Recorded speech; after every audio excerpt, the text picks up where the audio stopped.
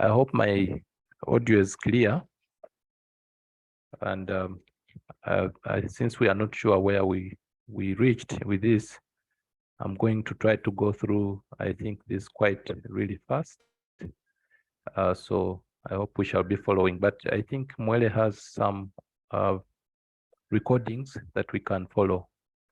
But this, I believe, if I covered it, this was the outline I introduced, that we have 4 sections for this part of fuzzy systems. We are looking mainly at inference. So we would look at 2 inference methods. That's the Mamdani inference method and the Sugeno inference method, and then a case study and a summary. So I will expand this and we go with that. So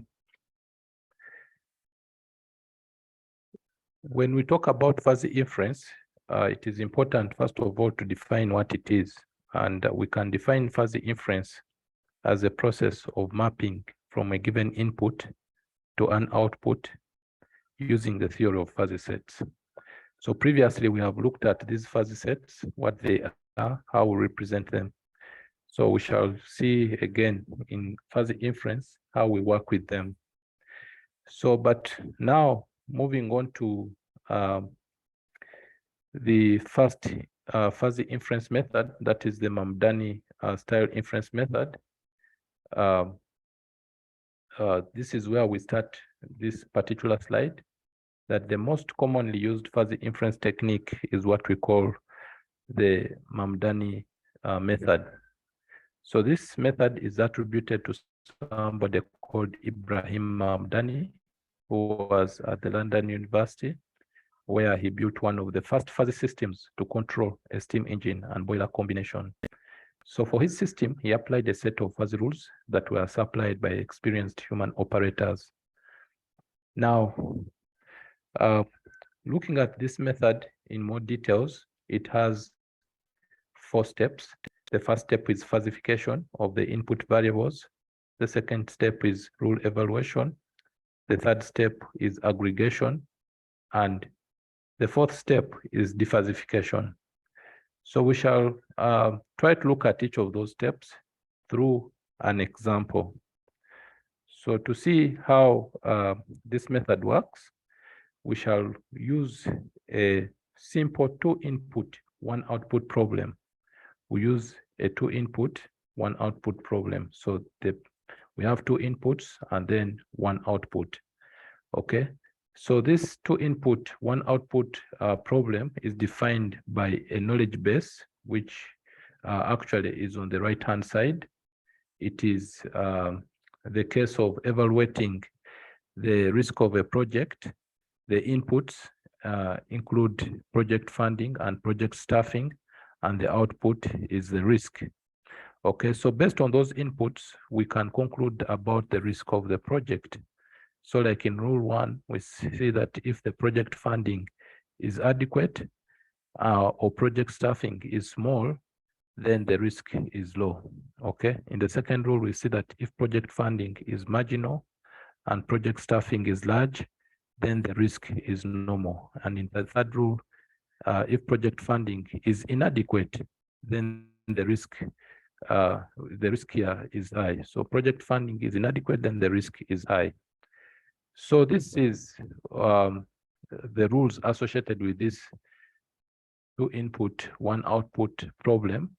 So for our examples, as we work through these rules, we are going to reduce these linguistic variables and their values to some notation. So for example, the input of project funding, we shall represent it with X, and that of project staffing, we shall represent with Y. The output of the risk, we shall represent with Z. The values now for each of these variables or inputs, we shall use capital letters followed by numbers to represent the different values. For example, adequate is represented by A3, whereas marginal is represented by A2, and inadequate is represented by A1. For project staffing, we have B1 representing small, B2 representing large. And then for the risk, we have C1 representing low, C2 representing normal, and C3 representing high. So we are going to use these rules given some two inputs. If we are given that the project funding X, for example, is equals to Uganda shillings, maybe 80 million, okay? And then the project staffing, for example, Y is equal to 35 people, okay? What is the risk of such a project? Okay. So this is the question we shall be asking. Given this input, these two inputs, we are going to use the Mamdani, for example, Mamdani inference method to try to determine what the risk is. So, so that is the main problem, or the main goal that we are trying to pursue, to try to find what the risk will be. So we shall now move on to look at each of the steps of the Mamdani process in detail, starting with the falsification step. So the falsification step, as we've seen already, is the first step. And there we take the crisp inputs that we are given. That is, we denote them as X1 and X2. This is what I said, for example, is Ugandan shillings 80 million project funding, and project staffing is 35 people. Okay, so those X1 and X2 correspond to those two inputs. And then in the first step, we are going to take these inputs and try to determine the degree to which they belong to each of the appropriate fuzzy sets. For example, a value of 80 million. To what fuzzy set in project funding or fuzzy sets associated project funding, where does 80 million lie? Okay, so in the lower diagram, we have on the left here the case for project funding. So if we have 80 million here, we could see that maybe given the fuzzy sets for project funding, we have three of them. We have inadequate project funding represented by fuzzy set A, marginal project funding, I think represented by fuzzy set A2, and adequate project funding represented by fuzzy set A3. Okay, so when we get 80 million, we want to see which of those fuzzy sets does 80 million fall in or belong. So here we see that the 80 million, which is X1, will belong to the first fuzzy set A1. It will also belong to the first fuzzy set A2, but to a certain degree of membership. So for example, in A1, it belongs to a degree of 0.5, and in A2, it belongs to a degree of 0.2.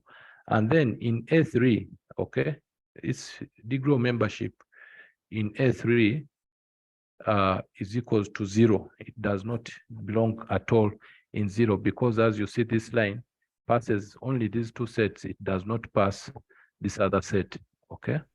So that is how we falsify the inputs. So likewise, for the project staffing, that is 35, we also see where it belongs. So we have here, I think the project staffing was small, and then B1 is small and B2 is large. Okay, so when we look at 35, we see that, for example, it passes B1 with a degree of membership 0.51 and B2 with a degree of membership 0.7. So that is what we call falsification, and that is what we do in that first step. Okay, so let's move on now to the second step. In the second step now, we get what we have falsified, okay? We take the falsified inputs and then we apply them to the antecedents of the fuzzy rules. Okay, so now we go back to the fuzzy rules. So where we have that the rule has multiple antecedents, then we use either the AND or the OR operator to obtain a single number that represents the result of the antecedent evaluation. So we get our falsified inputs, the ones we have got from the previous slides, these ones, and then we now work with the rules. In the rules, you must have seen some antecedents that are joined by and also those that are joined by or. So we are saying that where there's this multiple antecedents, then we have to evaluate to come up with a single number that represents the antecedent evaluation. So once we come up with that single number, then we apply that number to the consequent of the rule or the consequent membership function. So in the slide that follows, we are going to demonstrate how that takes place. Okay. So before we demonstrate how we do the rule evaluation using a diagram, we've already said that we have to evaluate multiple antecedents. So where they use, for example, we are using or, then in this case, if the antecedents are combined by or, then that's like a union. So in that case, we have to find the maximum membership value. It's the one we shall use. And where we have and used, then that is an intersection. So in that case, we have to use the minimum value between the two membership functions. Okay, so now we can illustrate that.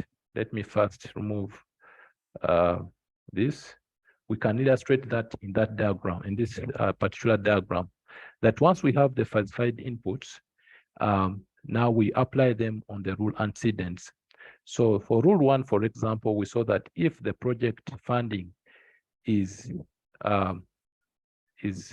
this was, I think, adequate, or the project staffing is this B1 was small. So if the project funding is adequate or the project staffing is small, then the risk is what? C1 was, the risk is low, okay? So here our inputs, our 80 million, we saw that in the case of A3, it does not belong there. Its degree of membership was 0. This is what we put in the braces. Whereas for project funding, the case of 35Y1, we saw that it belongs there by degree of membership 0.1. So those are the degrees of memberships we put in the against those conditions in the rule antecedent. Okay. So now here, because we are using O, we are going to take the maximum. Okay, we are going to take the maximum between the two membership functions, and the maximum between 0 and 0.1 is at 0.1. So that maximum is the one that we are going now to project onto the rule consequent. Okay, so we say Z is C1 with that 0.1. So that 0.1 is now we write on the consequent. So diagrammatically, what we see here is that we shall, that 0.1 will cut that C1 set at that point. Okay, so that completes our evaluation of the first rule. Then we move to rule 2. Rule 2 had that if the project funding is, I think that was, if project funding is marginal, so project funding is marginal, that is A2. So we saw that the 80 million crosses A2 with the degree of membership 0.2. So we put that 0.2. And the project staffing is, I think B2 is large. So we saw that 35, for example, Y1 crosses the set B2 as 0.7 degree of membership. Then the risk Z is what? Is I think it was it high or moderate? So is normal. The risk is normal. Okay. So in this case, C2 is a normal risk. But here now we look at the evaluation of the conditions. We see that we are using and. So when we use and, we use the minimum, get the minimum of the two membership values. Okay, so the minimum between 0.2 and 0.7 is 0.2. So that is what we project onto this set. That's why we cut that set at that point at degree of membership 0.2. Then finally, we go to the last rule, that if the project funding is A1 with this degree of membership, because 80 million, our X1 crossed A1 as 0.5, then the risk is low. Okay, C3, I think, was either low or high.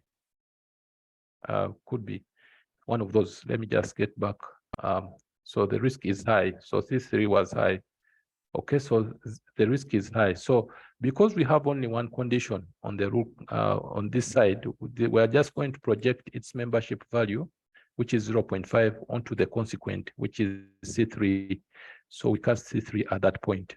So this diagram completes our rule evaluation process. Okay. So once we have evaluated the rules, we shall go on. But now we need to explain a little bit in more detail what happens when we are mapping the membership value of the conditions or the antecedents onto the consequent. Okay, so here we are saying the most common method of mapping the rule consequent with the truth value of the rule antecedent, or the most common method of correlating the rule consequent with the truth value of the rule antecedent is to cut the consequent membership function at the level of the antecedent truth. Like we did here, when we got the value from the antecedent, we cut, okay, we cut the fuzzy set on the consequent at that degree of membership, okay? So we cut and remained with this shaded region. Likewise, in the second rule, we cut this part and remained with that shaded region. In this rule, we cut that part and remained. So we are saying the most common method is to cut the consequent membership function at the level of the antecedent truth. So that kind of approach, we call it clipping. So if I ever ask you to define what clipping is, then this here is what I expect you to talk about and also demonstrate like this. So in clipping, we see that the top of the membership function or the set is sliced. In this case, this top here is removed, okay? We remove it. Likewise, this one will remove it, and that one will remove it. So the top of the membership function is sliced. So the clipped fuzzy set will therefore lose some information. When we do the mapping of the degree of membership from the antecedent to the consequent using clipping, we are saying the clipped fuzzy set will lose some information. So although there is information lost, clipping is still the most preferred method because it involves less complex and faster mathematics. And then it generates an ungraded output surface that is easier to defuzzify. As you remember, the last step in the Mamdani method or inference method is to defuzzify to get back to this original representation. Okay, so we've looked at clipping as one method, okay? Another method that is used is called scaling. So we saw that clipping loses information. So when we use scaling, on the other hand, we preserve the original shape of the fuzzy set and therefore preserve some information about the fuzzy function or the fuzzy set. So in this case, the original membership function of the rule consequent will be adjusted by multiplying all its membership degrees by the truth value of the rule antecedent. So instead of cutting, we shall multiply each value of the consequent set or the fuzzy set in the consequent with this degree of membership, okay? So it will be, you multiply that set by a factor. So this method called scaling, which loses less information, can be very useful in some of the fuzzy expert systems. So now, these diagrams illustrate the clipping and scaling process. You see on the left, that's where we have clipping. In clipping, we just said that we cut, okay? We cut off, then we throw away the rest, okay? Whereas in scaling, we multiply. So everything here, whatever is here, is multiplied by 0.2. And when we multiply, we shall get a reduced set, but that set will retain some of the information associated with the previous set. So the only loss we are making is that we are reducing the previous set by a factor of up to a factor of 0.2. So from the previous set, we have reduced it to we multiply it by 0.2, then we just get 0.2 of the new set. Okay, so this is the scaling process.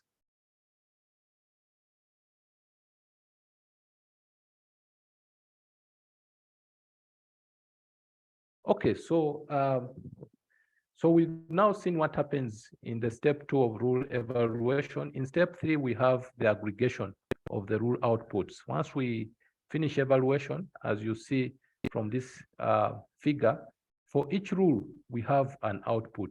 For rule 1, we have that output. For rule 2, we have that output. And for rule 3, we have that output. So what we have to do, we need to aggregate those outputs. Okay, so after rule evaluation, we try to aggregate the rule outputs. So aggregation is the process. Aggregation is the process of unifying the outputs of all the rules. So in aggregation, we take the membership functions of all the rule consequences that were previously clipped or scaled, and we combine them into a single fuzzy set. So we see that the input of the aggregation process will be the list of clipped or scaled consequent membership functions or sets, okay? And then the output will be one fuzzy set for each output variable. So we shall see how that is done on this slide. So from our rule evaluation, as I said, from rule 1, for example, we got this output. From rule 2, we got that output. And from rule 3, we got that output. So this is the input to the aggregation step. Okay, these 3 are the input to the aggregation step. So what we do is when we aggregate them, we come up with a single fuzzy set, as we see in this diagram. So you can clearly see that on the universe of discourse of our output variable, the contribution of the first rule to that fuzzy set is in the first part there, and then the contribution of the second rule is right there, and the contribution of the third rule is this particular, in this case, this particular area. But when we combine all of them, then we have this big fuzzy set that represents the aggregation of the rule outputs.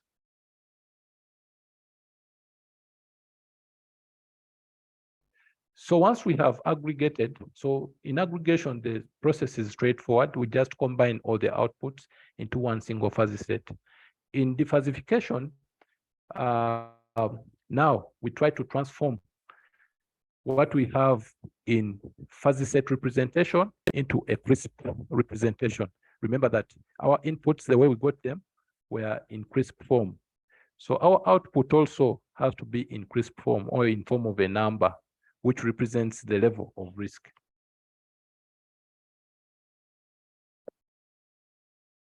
So in step 4, which we call the diversification step, that is the last step in the fuzzy inference process.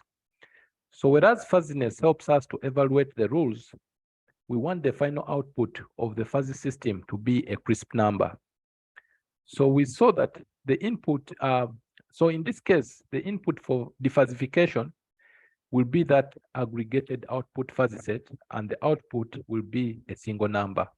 Okay, so in this case, we want that our this set we have, okay, where we are moving on something like this, then we move on something like that. This fuzzy set, okay, let's label it as Z. We are saying that it will be the input to this process, and then a number such as 63, for example, will be the output, okay, representing the level of risk. So this, we have to find a way of transforming it to a single number.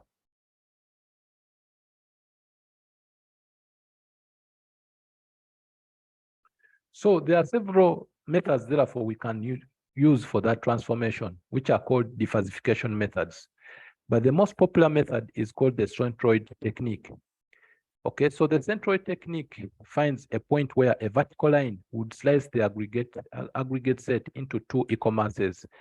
So again, if I draw our aggregate set as, you know, it was something like this, I think then it goes to 2, then it goes to 5. Then we want that single line, vertical line, that cuts, for example, this into equal masses. So the M this side will be the same as the M that side.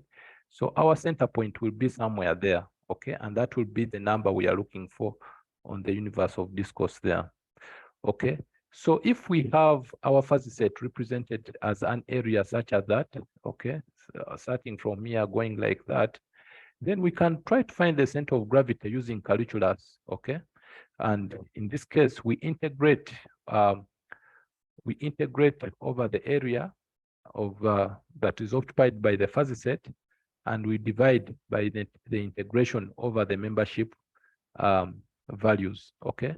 So the area is the same as the membership values times the values on the universe of discourse. That will define the area of the fuzzy set. And then we divide by the membership functions, the integral over the membership functions, okay? So over the degrees of membership on the y-axis. So that way, we shall get an x prime, which is, we are calling the center of gravity. As you see, the difference between the numerator up here and the denominator is that up here we have the membership function, their value, and also the membership function. So at the end of it all, we shall remain with one x, let's call it x prime, that represents the center of gravity. And that is the x we are interested in.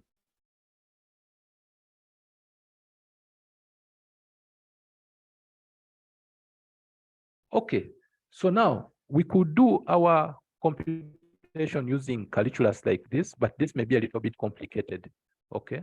So what the centroid method does is that it finds a point representing the center of gravity of the fuzzy set. If that fuzzy set is A, it finds that point that represents the center of gravity on the interval A and B, which is occupied by the fuzzy set, okay? So instead of doing integrals, here we are being told that a reasonable estimate can be obtained by calculating over a sample of points. In other words, instead of working with continuous computations over continuous functions, we could try to make it discrete, okay? Do it in discrete terms, such that here we can, for example, if our fuzzy set occupies, aggregated fuzzy set occupies this region, then we can determine the center of gravity by counting, for example, by multiplying the value on the universe of discourse with the degree of membership. So for example, 160 here can be multiplied with 0 since its degree of membership is 0, but 165, okay, will be multiplied with 0.4, whereas 170 here will be multiplied also with 0.4, and then 175 will be multiplied with 0.7, then 180 also 0.7, and then 185 will be 0.7, 190 will be 0.5, and somewhere here 195 will be 0.4, and 200 0.4, and then 200 something, 205 will be 0. So this will be 0. So in other words, we are saying we can try to estimate the center of gravity by just calculating over a sample of points, okay? So in our case, we shall see what that is. So in our case, okay, where we have that, first of all, from the first rule, we go up to somewhere there. And then from the second rule, we go up to somewhere there. And then from the third rule, we can instead calculate over those points. So the degree of membership here is 0.1, this is 0.1, and this is 0.2, this is 0.2, this is 0.2, this is 0.2, this is 0.5, the rest are 0.5. So what we are going to do, we are going to calculate, instead of doing integration, we shall look at, start with each of those members, starting with 0, which is here. So we multiply that 0 by 0.1. In this case, it is 0.1. Then we go to 10, we multiply by 0.1. And then we go to we go to 20, we multiply by 0.1. Okay, so this in this case, 10, 0, 10, 20, we multiply by 0.1, but that's the same as saying 0 plus 10 plus 20, and we multiply everything by 0.1. Likewise, for 30, we can also, for where we have 0.2, we add up the members there, and then we multiply by 0.2.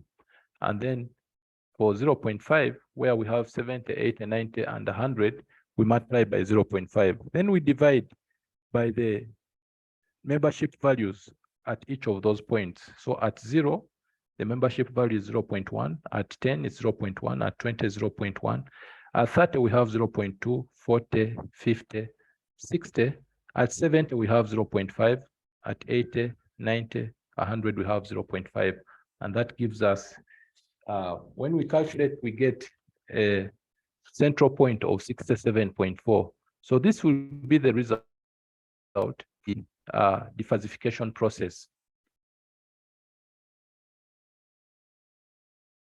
Now, it seems most of your colleagues have left. So I'll just continue ahead.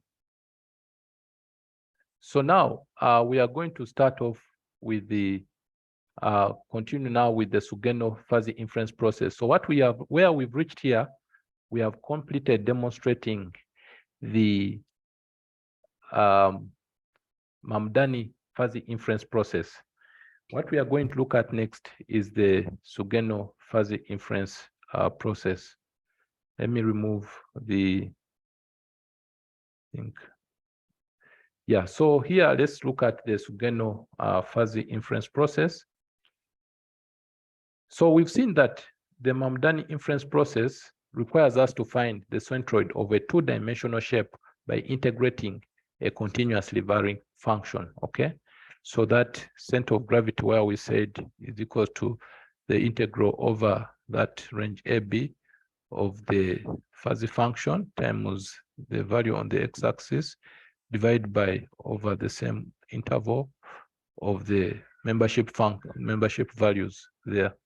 Okay, so we have to find these integrals, okay? We have to integrate over a continuously varying function. Now, in general, it is said that this process is not computationally efficient. These integrations or calculus make the computation a bit more complicated, okay? So what another person suggested, this person called Michio Shugeno, who is a Japanese, he suggested to use a single spike or a singleton as the membership function of the rule consequent. So this singleton, or more precisely what they call a fuzzy singleton, is a fuzzy set with a membership function that is 1 at a single particular point on the universe of discourse. So if we have our universe of discourse like this for Z, then the singleton, if for example at this point, will be the value 1 at that point, and then 0 everywhere. So we'll have 1 there, then this way it is 0. Everywhere it is 0. Okay. So at this point, for example, small z, it will have that value 1 only at that point. Okay. So that's why we are saying that a fuzzy singleton is a fuzzy set with a membership function that is unity, okay, or is 1 at a single particular point on the universe of discourse. You remember our universe of discourse is usually on that horizontal axis, and we get that point, then we get that singleton.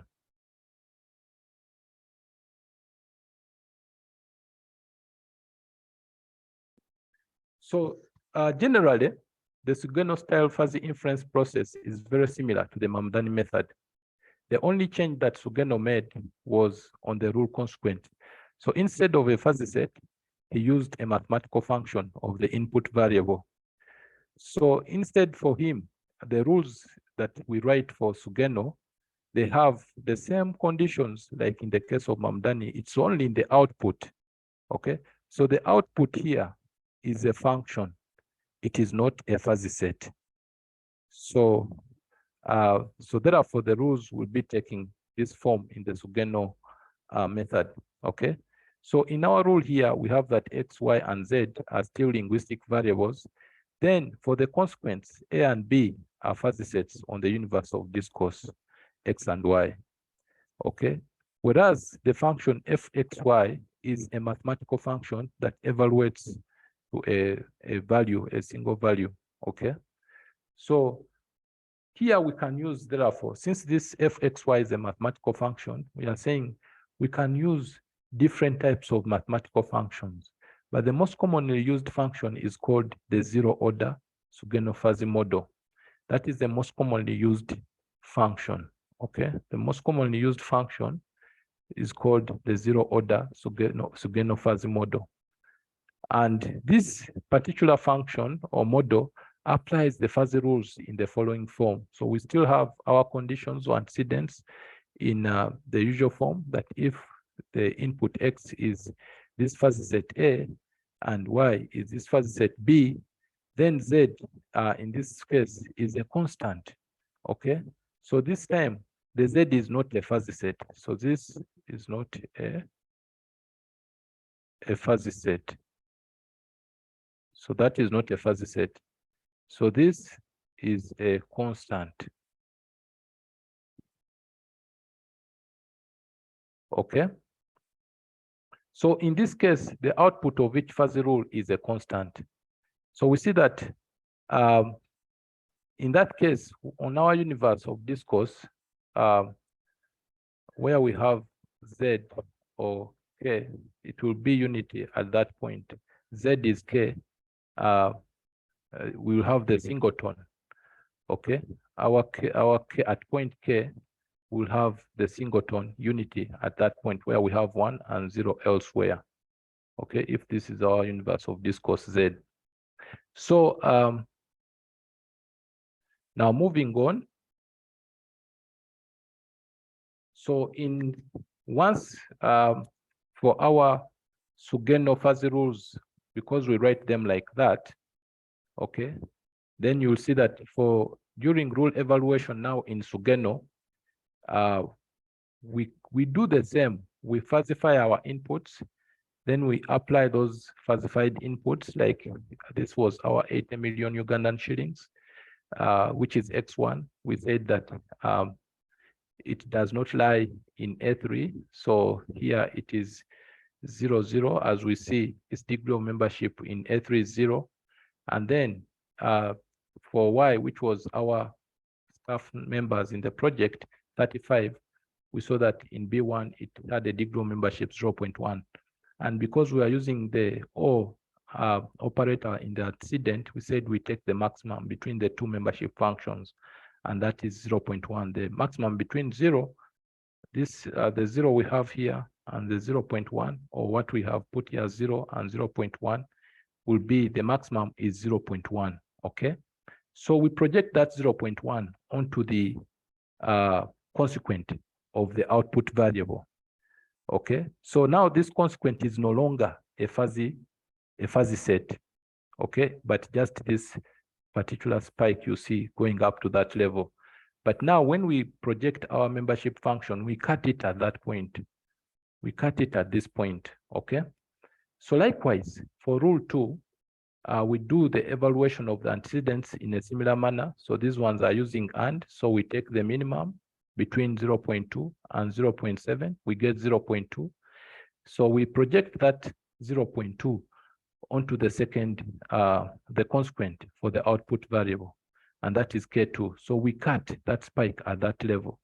Okay, and then for the third rule as well, we project the membership value onto the consequent for the output variable. So we cut the spike at that level.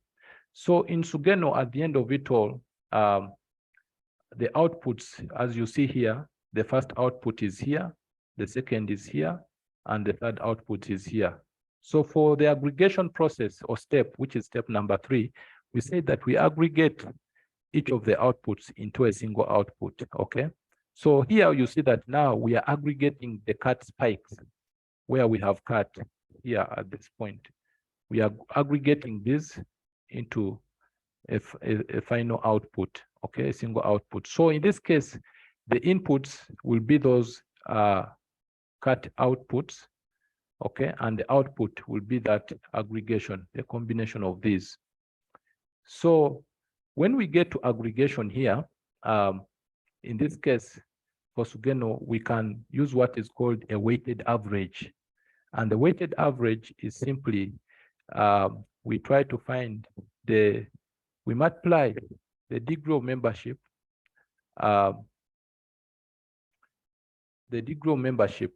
okay, based with this point on the universe of discourse times the value of the point itself.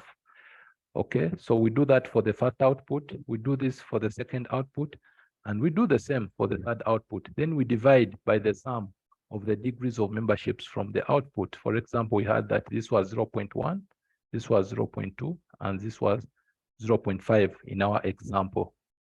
Okay, so this is what we have down here. So up here, we multiply accordingly as well. Okay, so if our K1 was at the point 20, our K2 was at 50, and K3 at 80, then we multiply the corresponding degrees of membership respectively. So in this case, we come up with a value of 65 as the output from the defuzzification process. Okay, so here at the end of defuzzification, we get the 65. So that is the Sugeno inference process. The main difference is that here we are dealing with the spikes mainly, and that's how it differs from the Mamdani, where in Mamdani, as you see, we are dealing with fuzzy sets. Okay, so that is the main difference. Hello? Are we supposed to prove that the Sugeno? Pardon, what? The Sugeno, in any question that could be. Are we supposed to do what? Sets. Are we supposed to prove the theory, like the rule, the evaluation rule? So if I tell you to demonstrate rule evaluation using the Sugeno inference method, and you show me something that is happening like here, you get your marks. Yes. Because this is Sugeno style rule evaluation. Oh, okay. And if I tell you about the aggregation, also something like this. And if I tell you about defuzzification, also something like that. Or showing me such a diagram as well is okay. Is that fair enough? It's fair enough. Yes. Thank you for your question. It's a very good one. Okay. So now we've looked at the two methods. So the question you may ask yourself is, how do you make a decision on which method to apply between the Mamdani or the Sugeno? So in most practical cases, the Mamdani method is widely accepted for capturing expert knowledge. It allows us to describe expertise in more intuitive, more human-like manner. However, we've seen that because in the Mamdani inference process, we have to work with those integrals, okay? There's a lot of computational burden. The computation is a lot. On the other hand, the Sugeno method is very computationally effective, and it works well with what we call optimization and adaptive techniques. So that makes this method very attractive in some types of problems, especially those problems that involve some form of control, or problems that are called control problems. And these control problems are in what we call dynamic nonlinear systems. So there are various types of systems that are dynamic and also nonlinear at the same time. You could Google them and find out examples of these systems, but there are many. So in such cases, we could use the Sugeno method for inference.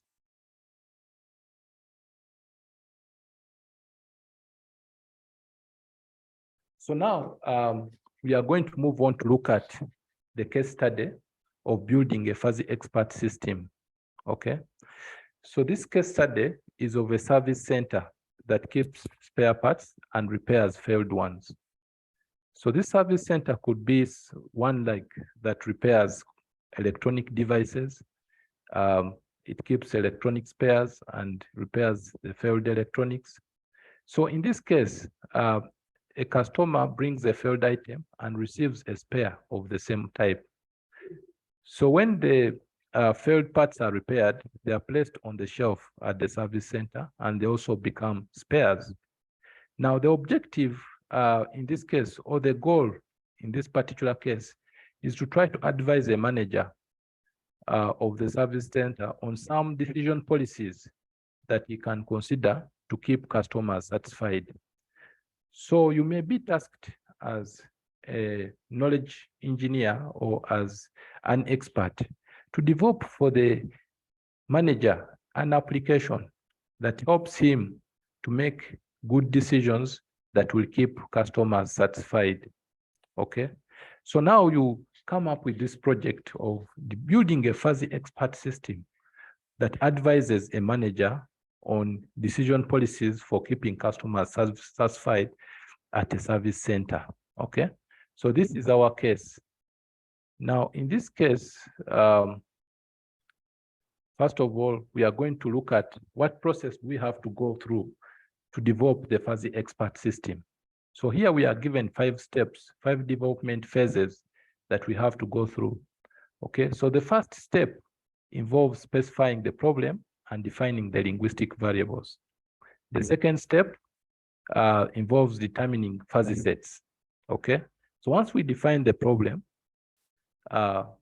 in any problem, any project, okay, any development of an application or software system, you have to clearly define what the problem is. You have to specify what the problem is.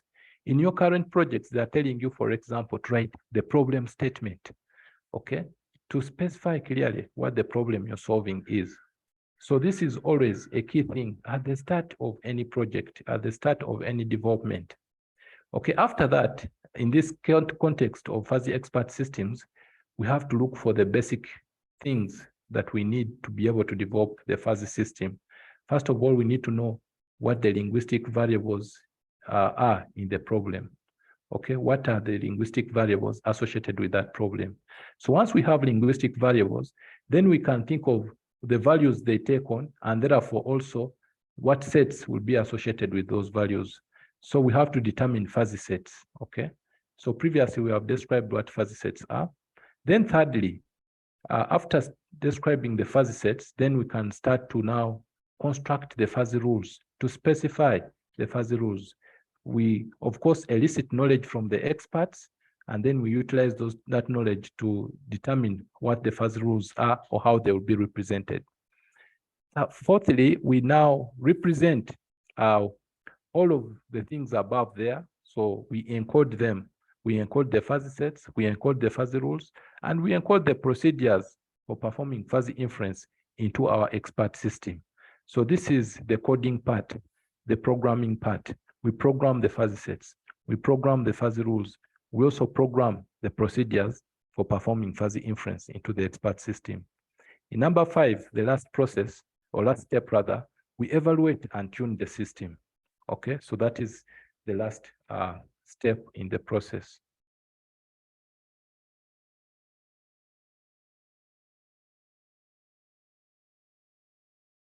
So let's start with the first step, specifying the problem and defining the linguistic variables. So our problem, we have already defined it, okay? There is need at the service center for the manager to know which decisions to make to keep customers satisfied. And here we have set out now to develop our fuzzy system to help the manager do that. So in the first step, we also said we have to define the linguistic variables. Now, what I give here in these slides has already been established after some good amount of work has been done. Okay, so here I'll just give you the results of that effort, that for this case study of ours, 4 main linguistic variables were established, okay, to be very important and to be very necessary for this expert system. So the 4 linguistic variables are listed here. One linguistic variable is the average waiting time, which is also referred to as the mean delay, and we use M to denote that average waiting time. The second linguistic variable is the repair utilization factor, of the service center. And that repair utilization factor is represented by a ratio, which is denoted by rho, okay? This repair utilization factor is a ratio of the amount of the time a customer comes in and the rate of the rate at which customers come in and the rate at which they leave the service center. Then the other linguistic variable is the number of servers, which is denoted by S. These are, I believe, people who are providing services at the service center. And then finally, the fourth linguistic variable is the initial number of spare parts, and that is represented or denoted by N, okay? So those are the four important variables that were established for this particular case study. Now, that is step number one. We specify the problem, part of the problem, we specified it here. We described what the service center is and the objective of what we need. That is, we need to advise the manager on certain decision policies. And then we went ahead to define the linguistic variables. So that is what is involved in this particular step one, okay? The problem plus the variables. Now,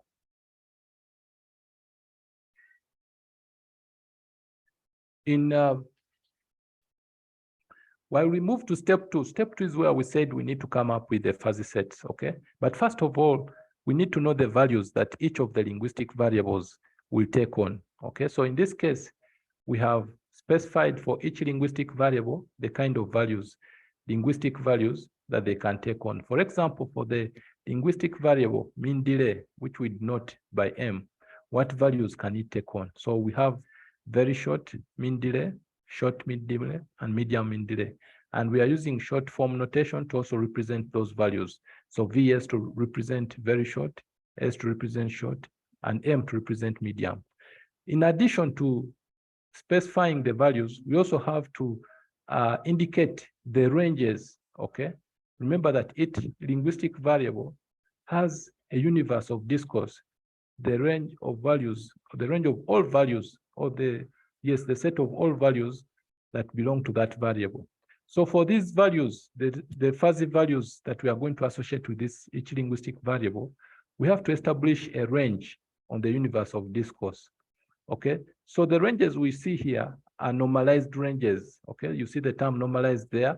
It means that our ranges, we shall map them onto, for normalization, we shall map them onto the interval between 0 and what? And 1. So if we have that, a very short mean delay is like 0 to 30 minutes, okay? Then we are saying that that very short delay, for example, when we normalize it on this particular range, it will come from 0 up to 0.3, okay? That's the space it will take up on that range of 0 to 1, okay? So we've transformed the 0 to 30 minutes into the normalized range, which is between 0 and 1. So likewise, for short, we see that that one will go to 0.1 to 0.5. For medium, we shall go to 0.4 to 0.7, okay? So for the number of servers, this is the number of people. We could have a small number, so we use S to denote that. A medium number, we use M, and a large number. And we also establish the ranges, okay? On the range, in the range 0 to 1. So we could have that maybe a small number is 0 to 15 people, okay? Then a medium number is maybe 14 to 60 people. And then a large number will be from 50 people, maybe to 100 people, okay?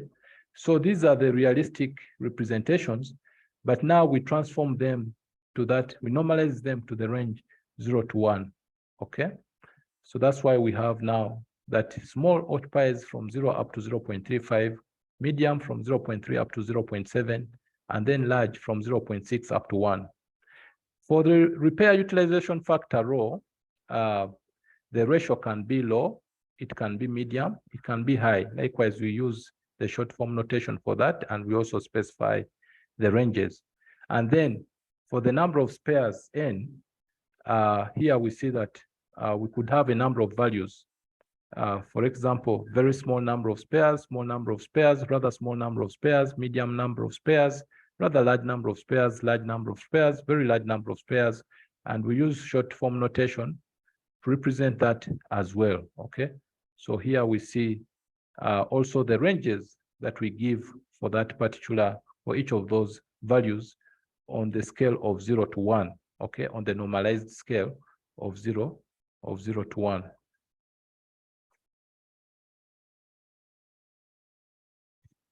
So that was the first step. We specify the problem, then the linguistic variables, their values and ranges, okay? Now in step 2, we determine the fuzzy sets. So we saw that fuzzy sets can take on a number of shapes, okay? Based on the functions that we use. We saw that we could use linear functions, we could use other types of functions, continuous functions, such as the sigmoid function or the S-shaped curve. We could use the hyperbolic tangent function. And then there are others, the pi function and many others. Okay, so because of those different types of functions, fuzzy sets can have various shapes. However, in practice, it has been found that triangular and trapezoidal shapes, okay, triangular and trapezoidal shapes often provide an adequate representation of the expert knowledge. So at the same time, they significantly simplify the process of computation. So now we shall work with those triangular shapes that are defined mostly by linear functions. So for each of our linguistic variables, we have to define the fuzzy sets associated with them. For example, for the mean delay, these are the fuzzy sets that we define, okay? That we saw that our range for very short was from 0 up to 0.3. So we use a linear function to define that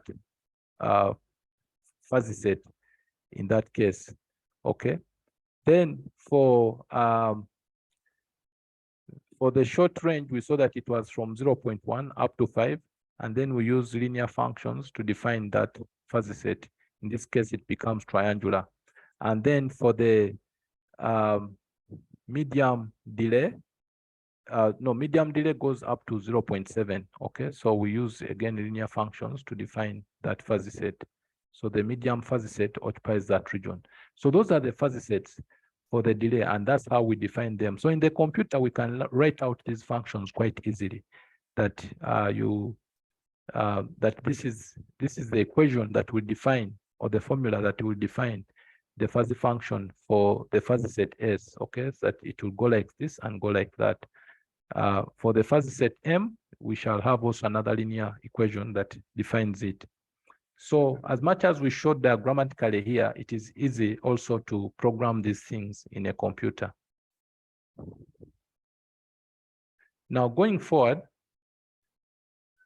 for the number of servers, these are the, here we have a small number. I think this was a medium number and a large number, okay?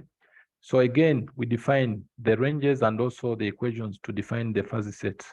So here we end up with the trapezoidal or triangular shapes. And then for the repair utilization factor rho, again, it could be a low ratio. That is a ratio, we said, a medium ratio or a high ratio. And then for the fuzzy sets of the number of pairs, here we have several fuzzy sets according to the values that were defined. If you see, if you remember this table, the last case here, these various values had these ranges. So we are going to plot those ranges on the graph there, and we show for the number of pairs, each of those values will take on their own fuzzy shapes. But you see that in between there, we have mostly triangular shapes. And after that, at the ends, we have trapezoidal shapes, all defined by linear functions, okay? Membership functions. So most all of these fuzzy sets are defined by linear membership functions. Okay, so after specifying the sets, then we go to step number 3. Step number 3, we said that's where we elicit and construct the fuzzy rules. So to be able to elicit and construct the fuzzy rules, in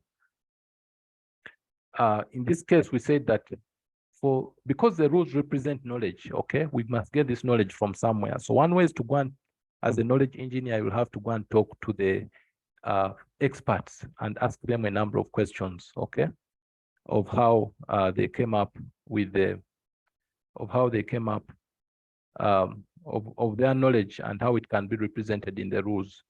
So to accomplish this particular step, we might ask the expert to describe how the problem can be solved using the fuzzy linguistic variables that were defined previously, okay?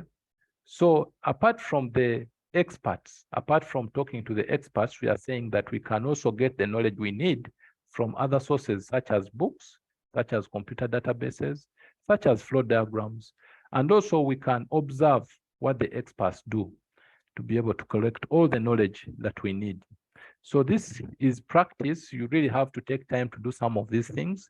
So it is all not finished in one slide the way I'm presenting here. You will have to take, for example, some days to go and talk to experts, to look for books and read through, look for manuals, and so on. Okay, so in coming up with fuzzy rules, there are various methods that can be used, but one of the main ones is what is called the fuzzy associative memory method, okay? The fuzzy associative memory method. So in this fuzzy associative memory method, we use fuzzy associative memory, we use matrices, okay?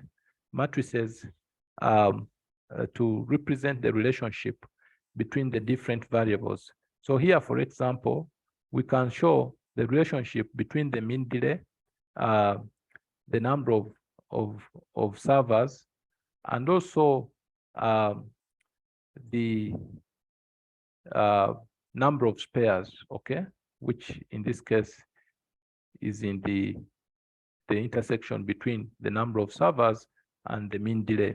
So where we have that the mean delay is very short and the number of servers is very low, is very small, then we shall have a very low number of what? Spares, okay? So this goes here.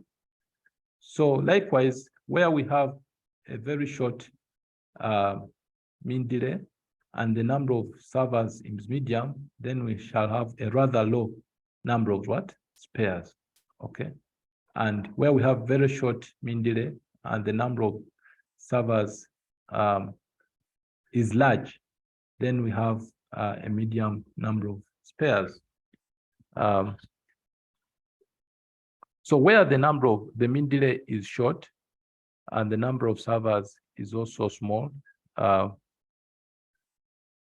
Okay, so I think I'm confusing. So this is very large, L is large. This is large number of what? Number of spares. And this is rather large. This is medium number. This is small, very small, small, and medium, okay? Rather small. So this is it represents the relationship between the three variables, where M and S, in this case, are inputs, and then the number of spares is the output, okay? So using this fuzzy associative memory, we can now try to specify the rules, okay? So what we go to in this next slide, we just show examples of what the resulting rules might be.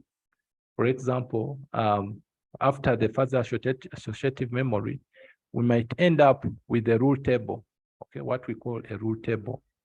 So in our rule table here, we see, for example, a rule table of 27 rules, okay, that are relating, for example, then mean delay, the number of servers, and repair utilization factor to the what? To the number of spares, okay? So from that relationship, we can come up with this. Our rule table will have 27 rules in that case. Okay, so if we go on, so from those rule tables, we can write out our rules.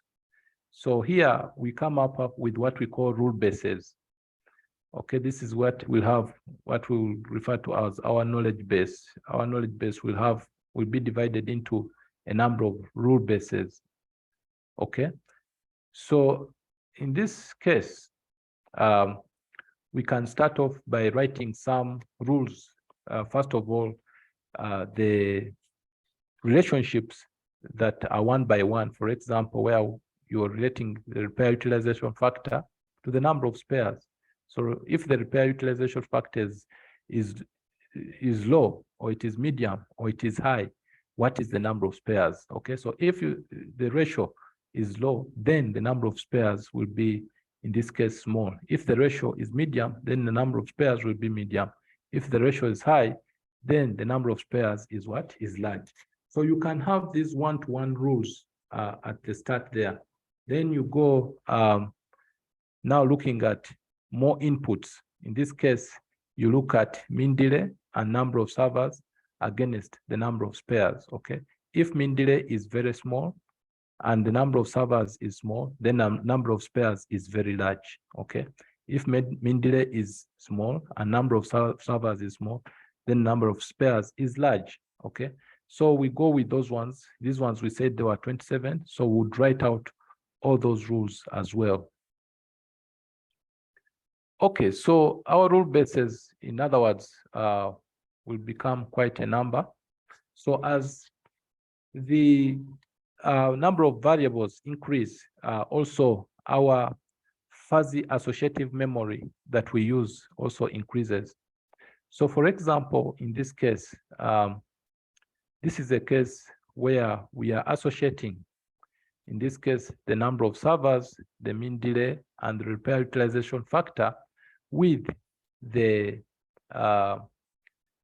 number of spares with n. Okay, so on the S here you have n. Okay, so here in this case we end up using a tube.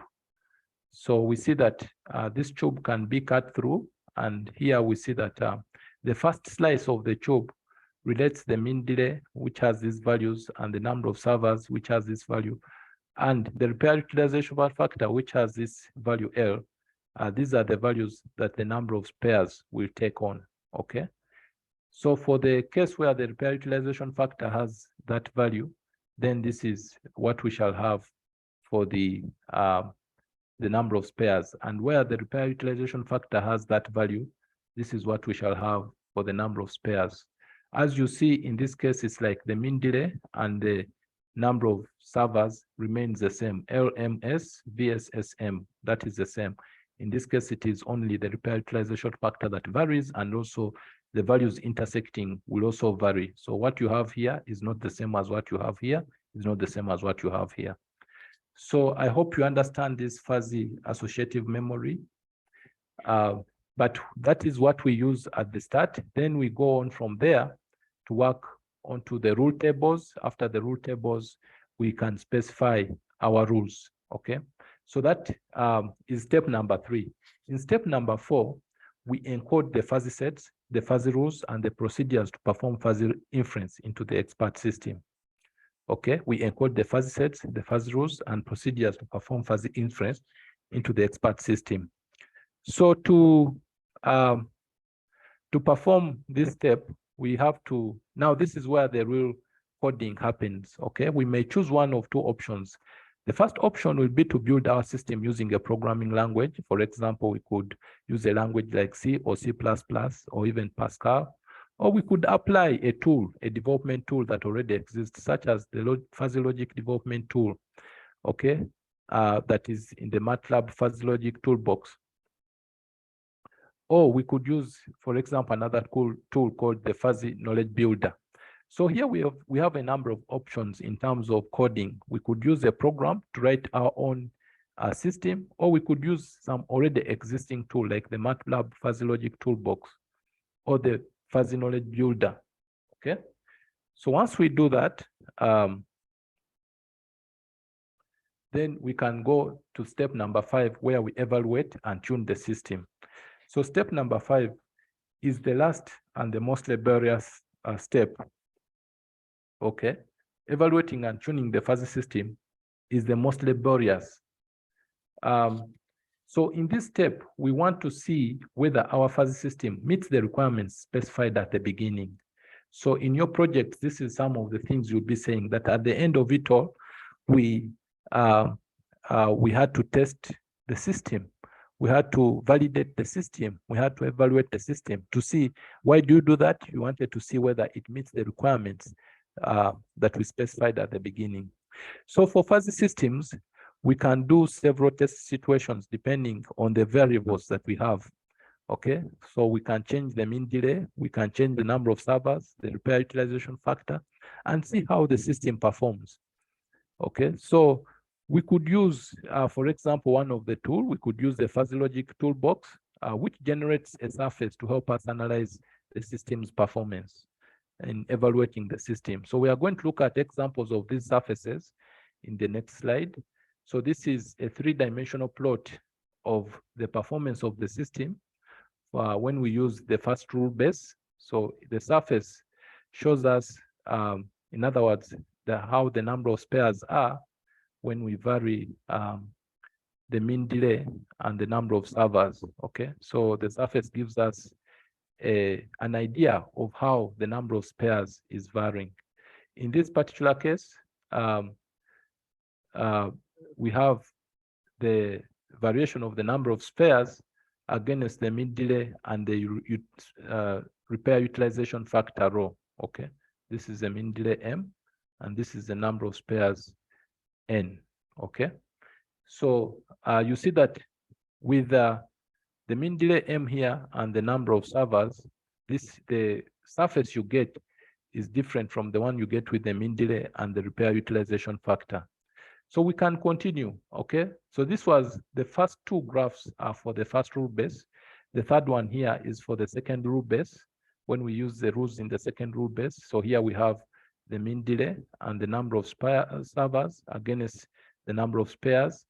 So here now we are using different rules. Okay, so as you see here, for rule base 1, this is what the surface looked like. For rule base 2, this is a different surface. And then again, for the repair utilization factor and the mean delay and the number of spares, this is a different surface if we compare it with this other surface of rule base 1. Okay, so when we look at the surfaces, we might not be satisfied with how the system is performing. We may still not be satisfied with the performance of the system. So to improve the system performance, we may use a number of things. For example, we may use additional sets on some of the variables. Like we may use rather small and rather large on the universe of discourse on the number of servers, such that the number of servers now will have 5 values. We have added these 2 values to the 3 that were there, and then we see how the performance is. So when we modify the values for the variable number of servers, where we had 3 of them, initially we had small number, we had medium number, and large number. Now we've introduced also rather small and rather large. And now we can use those to create new rules. In this case, using the fuzzy associative memory, we associate them. For example, here we have mean delay, and then the repair utilization factor and the number of servers. Now we have on the y-axis here, we have more values. As you see, our tubes now have many values there. And then we see what the values are. So we come up with a new rule base. We shall come up with a new rule base we shall call 3. And then we examine the surfaces again. Okay, so here we look at the mean delay and the number of servers against the number of spares. We see that the surface will be like that. Here the mean delay and the repair utilization factor against the number of spares again. This is the surface that we shall get. Okay, so we could do such changes to see how the system performs by analyzing those surfaces. So there are a number of other things we can do in tuning the systems to get a better performance, and we list them here. that first of all, we could review the model input and output variables, and if required, redefine their ranges. Secondly, we could review the fuzzy sets, and if required, define additional sets on the universe of discourse. Okay, so the first one, we just look at the input and output variables and maybe define their ranges. Okay, say maybe the values for the variables, for example, for mean delay, instead of having only short mean delay, you could also say, let's have rather short mean delay, okay, and establish a range for it as well. Then reviewing the fuzzy sets, this is where now you add, okay, you can change the shape of the sets. For example, here we are told that the use of wide fuzzy sets may cause the system to perform roughly. So we can make sure that the fuzzy sets are not, for example, wide.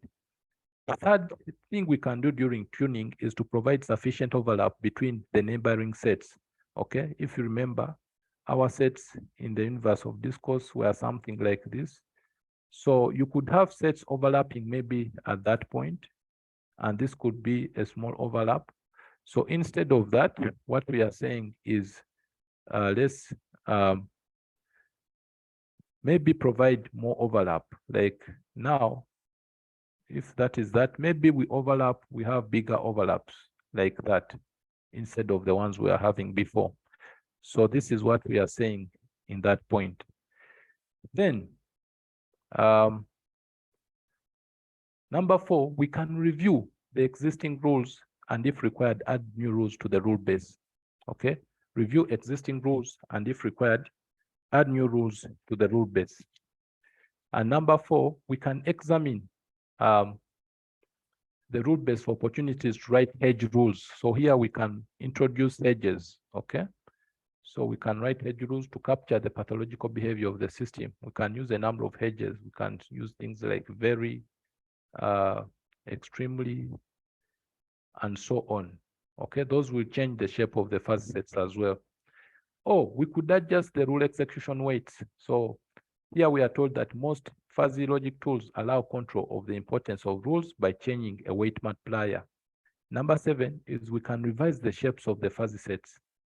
Okay, so in most cases, the fuzzy systems are highly tolerant of a shape approximation. So instead of using linear functions, we could use continuous functions such as those, okay, and see how the system performs. So that brings us to the end of this topic on fuzzy systems. I thought we had covered it before, but it seems we hadn't. But now I'm very sure that we have covered it. So I don't know if there are any questions. No questions, sir. Okay. So I don't know where your other friends escaped to.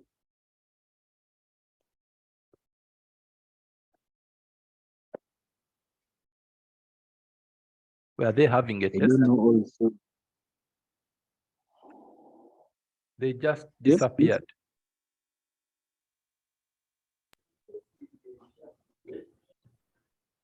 They got the communication late. But the person who sent the communication seems to have also disappeared. That's Okay. network issues. All right. So I will stop this recording.